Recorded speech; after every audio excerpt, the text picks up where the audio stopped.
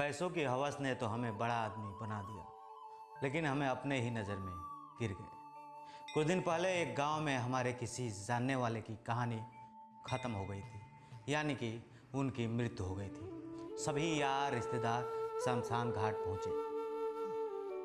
चिता की लकड़ी अब सज गई थी, बस ही कुछ ही समय में अब आग देने की बारी थी। उनके अंतिम विदाई में पहुँचे हुए लोग बहुत अच्छी अच्छी बातें कर रहे थे।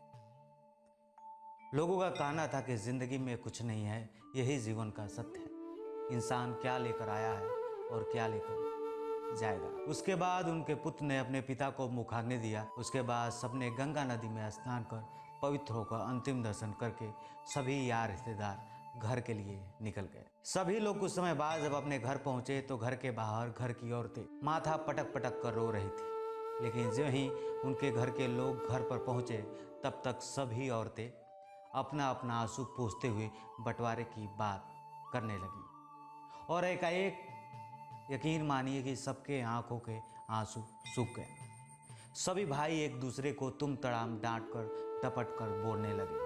तब तक एक भाई एक दूसरे भाई का कॉलर पकड़ लिया, बोला जब तक सही सही बंटवारा नहीं होगा तब तक काम क्रिया नहीं होगा। यह देखकर मन अजीब लग रहा था कि सच में हम लोग कितने बनावटी हैं। अभी जले हुए शरीर की आग धधक ही रही थी कि घर में कुरुक्षेत्र की तैयारी हो गई। सभी भाइयों ने लाठी डंडे निकालकर लड़ने के लिए तैयार हो गए। इस लड़ाई को देखने के बाद तमाशगीरों का कहना था कि इनके बाप ने बहुत मेहनत करके बेटाओं के लिए इतनी प्रॉपर्टी बनाए थे। शुक्र तो हो उस बेटी का जो 2 महीने से यहाँ रहकर अपने बाप की सेवा कर रही है। यह उसकी सेवा का नतीजा है कि 2 महीना तक और उसके बाप बच गए। यह बात मुझे समझ नहीं आया और मैंने पूछ दिया कि ऐसे कैसे। तब गांव वालों ने कहा बेटे की शादी के बाद इनके पिताजी बीमार चल रहे थे। किसी बेटे ने उस बाप को सही से इलाज नहीं कराया, यहाँ तक कि उनको छोटे बच्चों की तरह डांटते भी थे। उस वक्त उनकी बेटी यहाँ पर आकर 2 महीने से अपने बाप की सेवा कर रही है, अपने हाथों से खाना खिलाती है, उनके कपड़े धोती थी और उनके कुर्ते का बटन भी लगाती थी। फिर मेरी नज़र एक औरत पर गई। जिस भीड़ में सभी लोग बंटवारे की लड़ाई कर रहे थे उसमें एक औरत चिघार चिघार कर रो रही थी। जब मैंने गांव वालों से पूछा यह कौन है तो लोगों ने बताया यही तो है उनकी बेटी। घर के बंटवारे के लड़ाई का मामला इतना बढ़ गया कि मामला थाने में पहुंच गया और कुछ दिन बाद ही काम क्रिया होना था।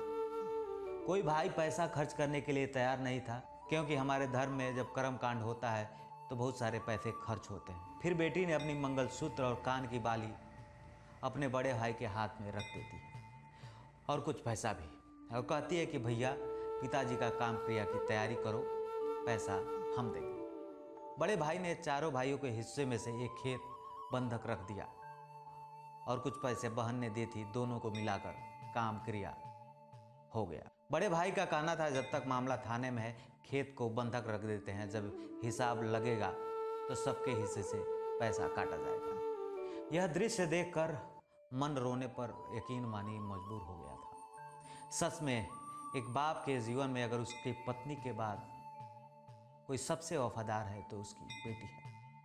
घर का सारा कार्यक्रम खत्म होने के बाद सभी मेहमान अपने घर चले जाने लगे। तब तक मैंने देखा उस भीड़ में एक औरत अपने सर पर पल्लू डालकर रोते हुए सबको प्रणाम कर रही थी और सभी भाइयों को समझा भी रही थी। यहाँ तक कि घर के जो छोटे बच्चे थे उनके पॉकेट में 10-5 रुपए डालकर उनके माथे को चूम भी रही थी। अब आप सोचिए कि एक बेटी बाप के जीवन में कितना वफादार है। आप सुन रहे थे विष्णु प्रभाकर को, यानी कि गाँव वाले रिपोर्टर को, और ये गोरखपुर एक्सप्रेस न्यूज़ था।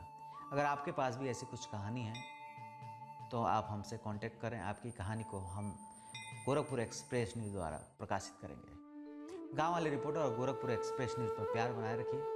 हम आप सबके बीच कुछ ऐसी अच्छी अच्छी कहानियों का सीरीज लाते रहेंगे। धन्यवाद, नमस्कार।